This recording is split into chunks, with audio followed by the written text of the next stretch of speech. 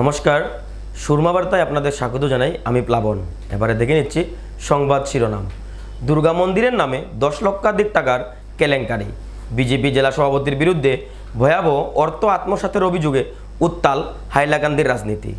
বদরপুর পুলিশের অভিযানে গ্রেফতার চোর চক্রের 5 সদস্য, উদ্ধার চুরি যাওয়া সামগ্রী।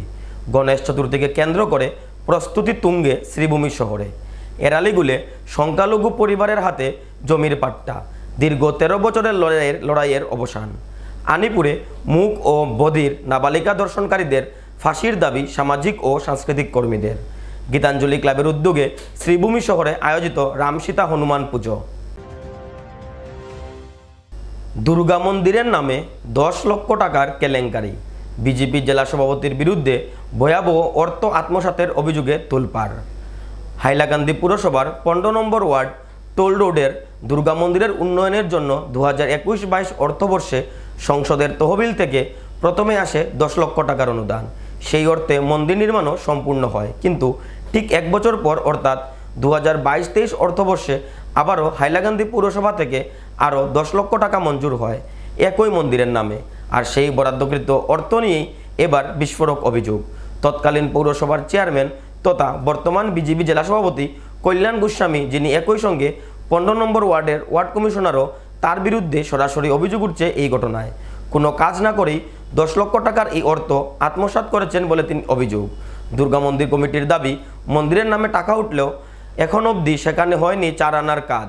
যে মন্দির নির্মাণ হয়েছে সেটা কেবলমাত্র সাংসদের তহবিল থেকে আসা 10 লক্ষ টাকা দিয়ে হয়েছে, তবে পৌরসভা থেকে কোনো কাজ হয়নি।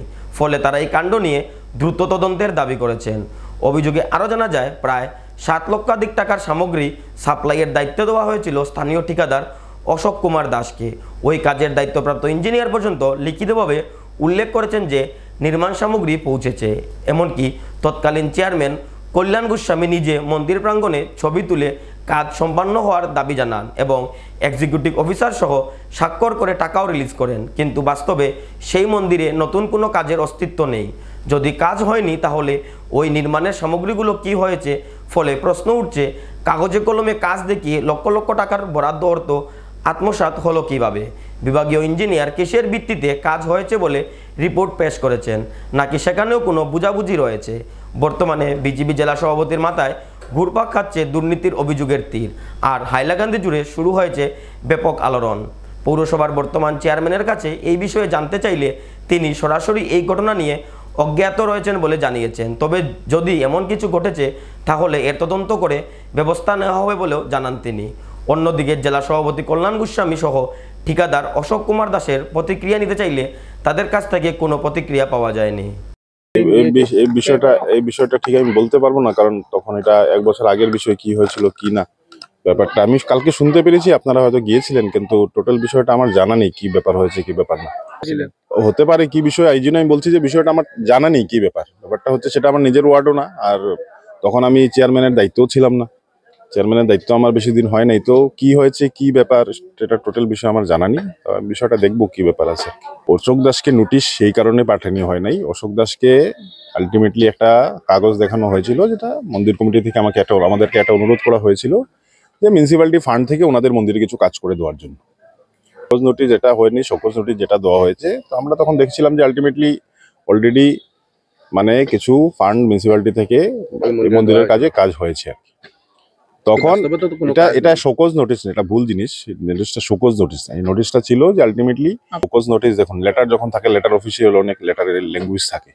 এটার মানে সেটা এরকম ব্যাপার না, অফিসিয়াল ল্যাঙ্গুয়েজ আর এমনিতে ব্যাপার না। এটা শোকজের বিষয় না। বিষয়টা ছিল যে যিনি কন্ট্রাক্টর বা যিনি সাপ্লাইয়ার যারাই হোক, ওনাদেরকে বলা হয়েছিল যদি কোনো অসমাপ্ত কাজ থাকে সেটা কমপ্লিট করে দেওয়ার জন্য, এবং সেটা কেন কমপ্লিট হয় নাই সেটাই ওনাদেরকে জিজ্ঞেস করা হয়েছিল।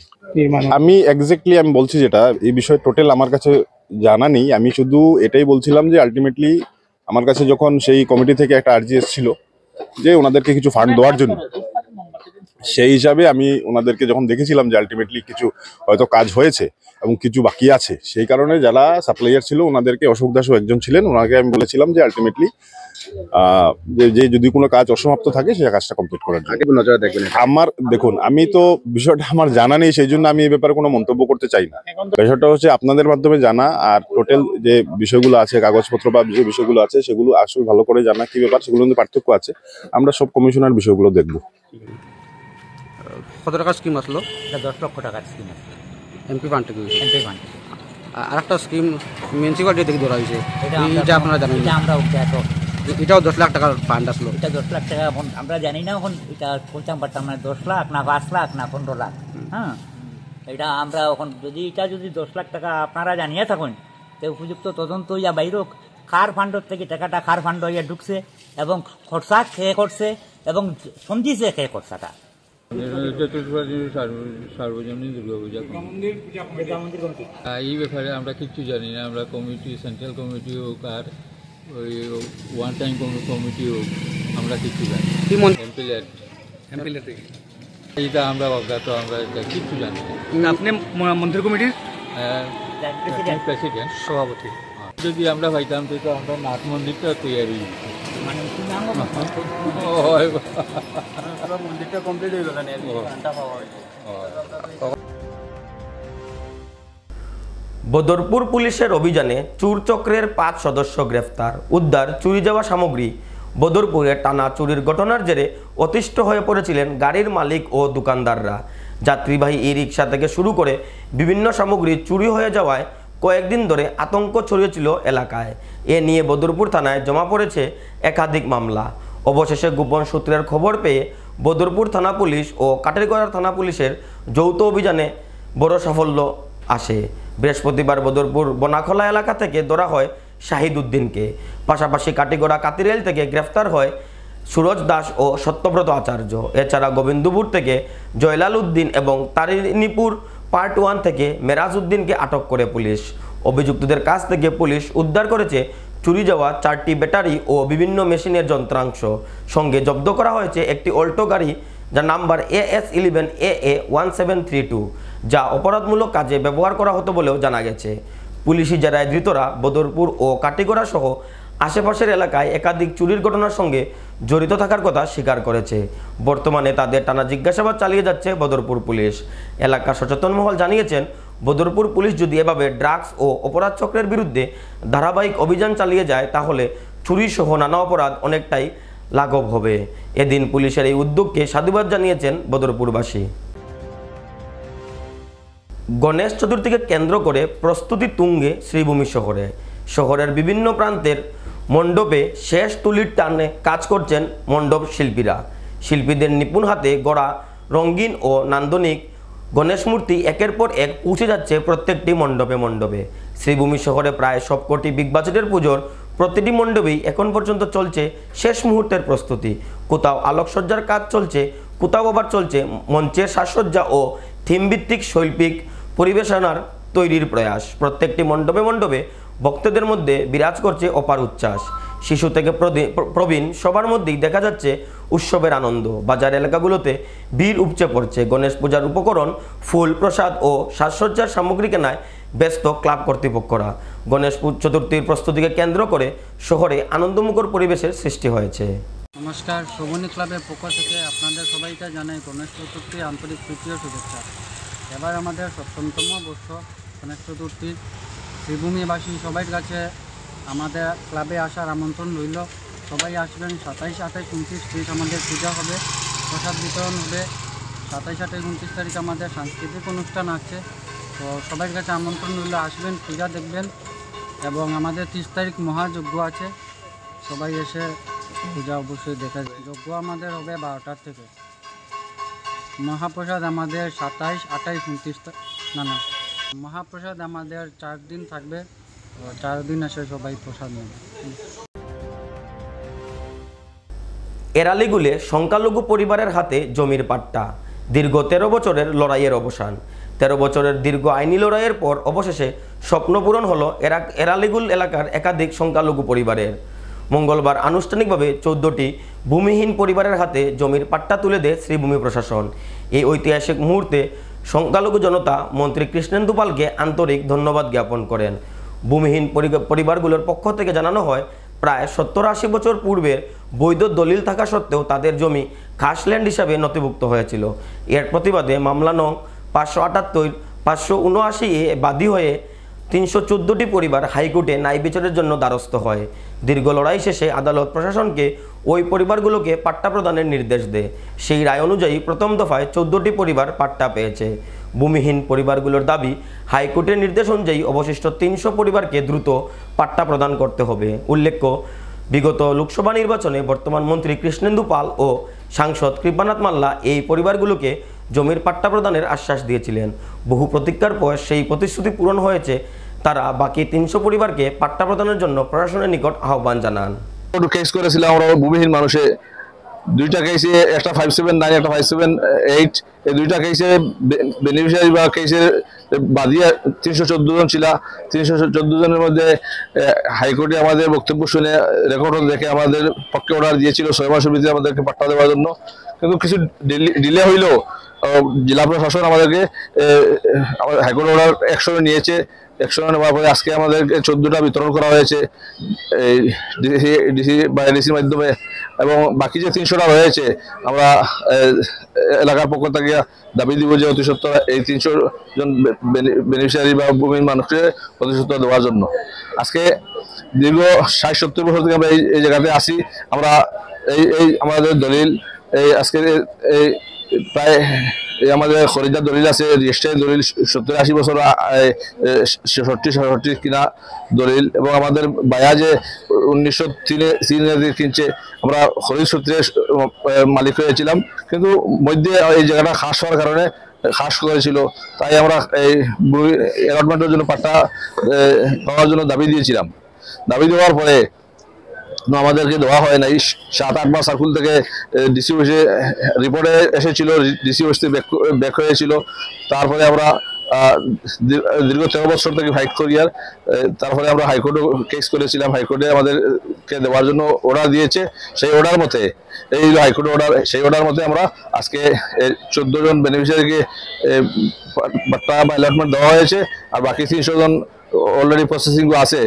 জেলা প্রশাসন বা সার্কুল অফিসার বলেছে ওনাদেরকে দেওয়া হবে, ওনাদের কাজ চলছে। হাইকোর্টের দুর্দাপ করায় আজ আমাদের 314 জন হাইকোর্টের কেসের মধ্যে 14 জন অ্যালটমেন্ট পেয়েছেন। বাদবাকি যে 300 জন রয়েছেন, সেই 300 জনও আশা করছি আমি মোটামুটি কিছুদিন, অল্প দিনের মধ্যে আমরা সবটি পেয়ে যাব। তাই আমি আসাম সরকারের মন্ত্রী সবাইকে আমি ধন্যবাদ দিই, কারণ কিছু সংখ্যক নেতৃস্থানীয় নেতৃত্বদেরকে ধন্যবাদ দিই এবং কিছু সংখ্যক নেতৃত্বকে ধিক্কার জানাই। কারণ ওনারা চেষ্টা করলে হয়তো আমাদের নির্বাচিত প্রতিনিধিরা অনেক আছেন, নির্বাচনের সময় এসে কুকিলের মতো ওরা গিয়ে বলে যে আমাদেরকে ভোট দেন, আমরা কি করব, পাট্টা দিয়ে দেব। কিন্তু নির্বাচিত বৈতরণী পার হওয়ার পর ওরা আমাদেরকে ভুলে যান। কিন্তু আমাদের সত্তার ভাই যেভাবে আমাদেরকে লেগে রয়েছেন, টাকার বদৌলতে আমরা আজ পেয়েছি, আমরা ভূমিহীনরা ভূমি পেয়েছি। তাই উনার দীর্ঘায়ু আমরা কামনা করি এবং উনার আশা করি যে উনি যে আর যে 300টা বাকি রয়েছে সেটাও যে অতি সত্বর হাইকোর্টে থেকে অর্ডার এনে নিয়ে আমাদেরকে দেওয়ার জন্য আমরা তাকে ধন্যবাদ দেই, তার দীর্ঘায়ু কামনা করি। এবং তার যে নেতৃত্ব, যেটা আমাদের সত্তার ভাই যে নেতৃত্ব, যেটা উনি কোনো পাবলিক প্রতিনিধি নয়, তবুও যে আমাদের যে অত কিছু করছেন। আর এই নেতৃত্বরা যদি, যারা নির্বাচিত হয়েছেন, এরা যদি আমাদের সাথে আরেকটু কাজ করতেন, সঠিক জায়গায় বটম ঠিক দিতেন, তাহলে হয়তো আমরা অনেক আগে পেয়ে যেতাম। এবারে নিয়ে নিচ্ছি বিজ্ঞাপন বিরতি, ফিরে আসছি বিরতির পর। বিভিন্ন আধুনিক ও আকর্ষণীয় টাইলসের সম্ভার নিয়ে শ্রীভূমিতে উপস্থিত প্রিয়া টাইলস। আপনার ঘরকে অতি সুন্দরভাবে সাজিয়ে তুলতে আজই চলে আসুন প্রিয়া টাইলসে এবং নিয়ে যান অত্যাধুনিক টাইলস। আপনার পছন্দের সব রকমের টাইলস আমাদের প্রিয়া টাইলসে উপলব্ধ রয়েছে। আমাদের ঠিকানা চান্দ্রাস প্লাজা নিয়ার বিশাল মেগামার্ট, স্টেশন রোড, শ্রীভূমি। যোগাযোগ 9101805530 9957709784। আনন্দ সংবাদ, আনন্দ সংবাদ। করিমগঞ্জে এই প্রথম 3D সিটি স্ক্যানের সুবিধা নিয়ে এলো Karimganj health city, Banamali road, Karimganj. পুরো শরীর 3D সিটি স্ক্যানের সুবিধা এখন পাচ্ছেন করিমগঞ্জে। আন্তর্জাতিকভাবে বিখ্যাত ডাক্তার দ্বারা রিপোর্ট। 3D সিটি স্ক্যানের জন্য যোগাযোগ করুন telephone 03843260705, mobile 9678033047। Karimganj health city, Banamali road, Karimganj আপনাদের সেবায় নিয়োজিত।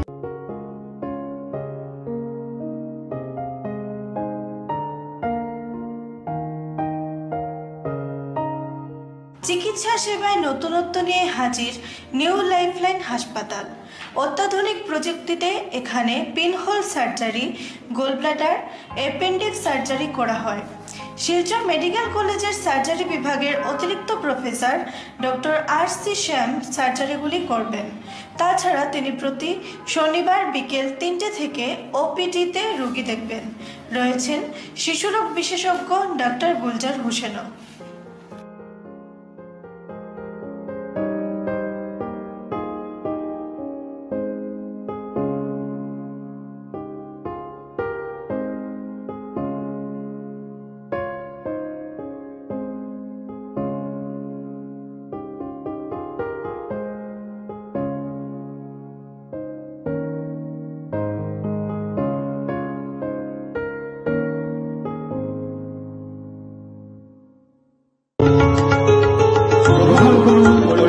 হোলসেল কোঅপারেটিভ স্টোর্স তথা সহযোগীর আন্তরিক অভিনন্দন। করিমগঞ্জ হোলসেল কোঅপারেটিভ স্টোর্সের নিয়ন্ত্রণাধীন স্টেশন রোডস্থ বিভাগীয় বিপণী সহযোগী নতুন উদ্যোগে সমৃদ্ধ হয়ে জনগণের সেবায় এগিয়ে এসেছে। তুলনামূলক কম মূল্যে নিত্য প্রয়োজনীয় দ্রব্য সামগ্রীর যোগান অব্যাহত রাখতে সহযোগী কর্তৃপক্ষ বদ্ধপরিকর। জেলার সমবায় আন্দোলনকে জোরদার করে তোলার ক্ষেত্রে করিমগঞ্জ হোলসেল কোঅপারেটিভ স্টোর্স তথা সহযোগী কর্তৃপক্ষ সকলের আন্তরিক ও সক্রিয় সহযোগিতা কামনা করে। নতুন আঙ্গিকে বাস্তব পরিকল্পনা নিয়ে সহযোগী স্টেশন রোড, করিমগঞ্জ আপনাদের সেবায় সদা প্রস্তুত। স্বাস্থ্য সংক্রান্ত বিষয়ে খরচের কথা ভেবে চিন্তিত হচ্ছেন? এখন আর চিন্তার কোনো কারণ নেই, কারণ আপনাদের সেবায় এসে উপস্থিত হয়েছে জীবনজ্যোতি হাসপাতাল।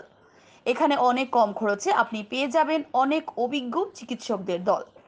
Child specialist, cardiologist, urologist, gynaecologist, skin specialist, orthopaedics, neurologist, এছাড়াও নর্মাল ডেলিভারি, সার্জিয়ান ডেলিভারি, সব রকমের ortho surgery, advance laparoscope surgery, knee replacement, spine surgery, সব রকমের ইউরো সার্জারির সুবিধা ছাড়াও অপারেশন থিয়েটার, 24 ঘন্টা emergency ward, ICU labour room, medical specialist, general ward, laboratory, hospital dispensary, গাড়ি পার্কিংয়ের স্থান ছাড়াও নানান প্রকার সুযোগ সুবিধা অনেক কম খরচে লাভ করতে পারবেন জীবনজ্যোতি হাসপাতালে। তাই আর দেরি না করে আজই চলে আসুন।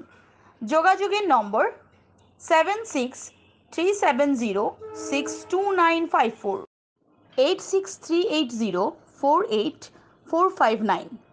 আমাদের ঠিকানা নীলামবাজার, গান্ধী জিপি, দুর্গানগর রোড, আসাম 788722।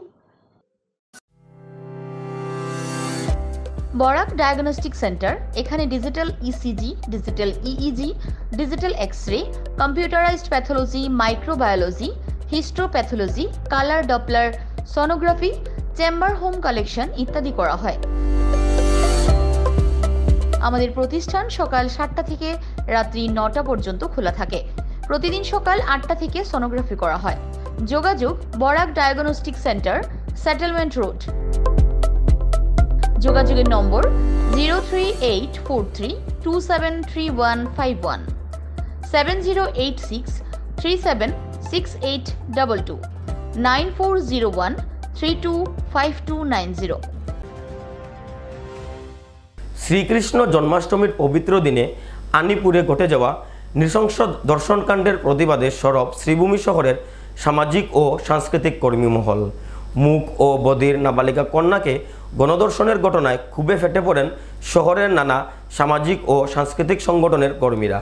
মঙ্গলবার সন্ধ্যায় শম্ভুসাগর পার্কের রবীন্দ্র মূর্তির পাদদেশে একত্রিত হয়ে তারা মোমবাতি জ্বালিয়ে দোষীদের দ্রুত শাস্তির দাবিতে সরব হন। প্রতিবাদীদের অভিযোগ, এ ধরনের অমানবিক অপরাধীরা সমাজে থাকার অধিকার রাখে না।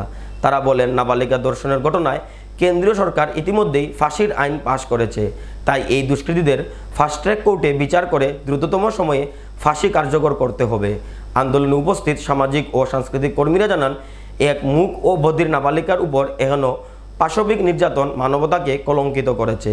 সমাজে নিরাপত্তাহীনতার বাতাবরণ তৈরি হয়েছে। এই কারণে তারা শুধু দোষীদের ফাঁসির দাবি নয়, ভবিষ্যতে এরকম অপরাধ রুখতে প্রশাসনকে কঠোর পদক্ষেপ নেওয়ার আহ্বান জানান।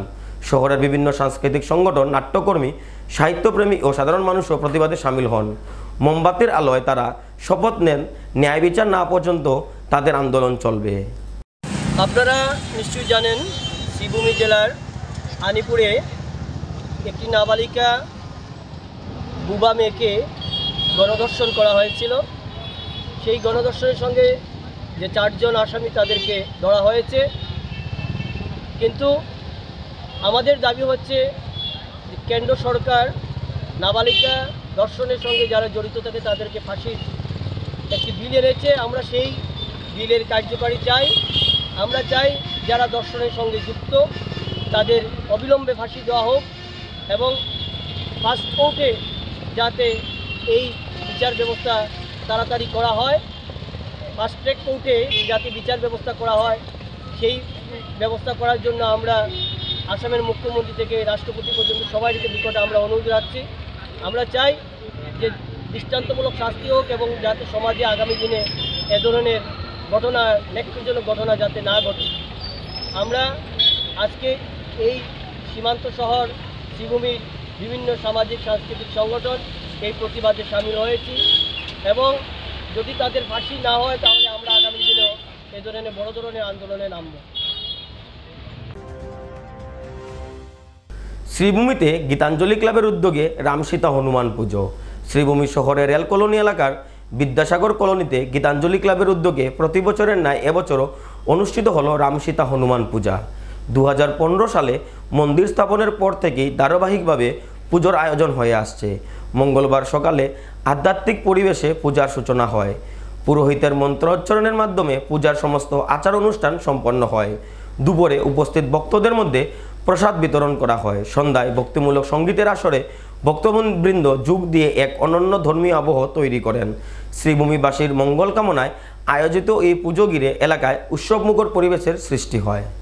জয় শ্রীরাম, জয় শ্রীরাম, জয় শ্রীরাম। প্রতি বছরে নিয়ে এইবারও আমাদের রামসীতা হনুমান পূজা উৎসব আমাদের রেলওয়ে কলোনির স্থাপিত মন্দিরে অনুষ্ঠিত হচ্ছে। প্রতি বছরের নিয়ে এইবারও আমরা যথাযোগ্য মর্যাদায় সেই মাসে আমরা বাৎসরিক উৎসবের আয়োজন করেছি। আর আমরা এখন মহাপ্রসাদ বিতরণ চলছে। এখানে আমাদের গীতাঞ্জলি ক্লাবের ছেলেরা পরিচালনা করছেন প্রতি বছরের নিয়ে এইবারও। এখানে আমাদের ক্লাবের উপদেষ্টা এখানে উপস্থিত আছেন সঞ্জীব দে, দাদা আমার প্রিয়। এখানে দাদাই বাকি বক্তব্য তুলিয়ে দেবেন। নমস্কার। প্রতি বছরের ন্যায় এবারে গীতাঞ্জলি ক্লাবের ব্যবস্থাপনায় আমাদের হনুমান পূজা রামসীতা অনুষ্ঠিত চলছে। সবাই সাহায্য করেছেন। আমাদের এই ব্লাইস্টার ক্লাব, এই অঞ্চল rail colony, Gitanjali club, rail gate সমগ্র সবাই সহযোগিতা করেছেন এবং আমাদের পাড়ার মা ও বোনেরা আনন্দ করে প্রসাদ নিচ্ছেন, খাওয়াচ্ছি। আপনার আশীর্বাদে এবারও নিয়ে সামনে বছরও করবো। আপনারা সহযোগিতা থাকবেন, ভুল ত্রুটি হলে ক্ষমা করবেন। সবাই বিকালে কীর্তন আছে, সবাই আসবেন, প্রসাদ গ্রহণ করবেন। নমস্কার। জয় শ্রীরাম, জয় শ্রীরাম। সুরমা বার্তা যে পর্যন্তই। আগামীকাল আবারও দেখা হবে একই সময়ে একই চ্যানেলে। নমস্কার।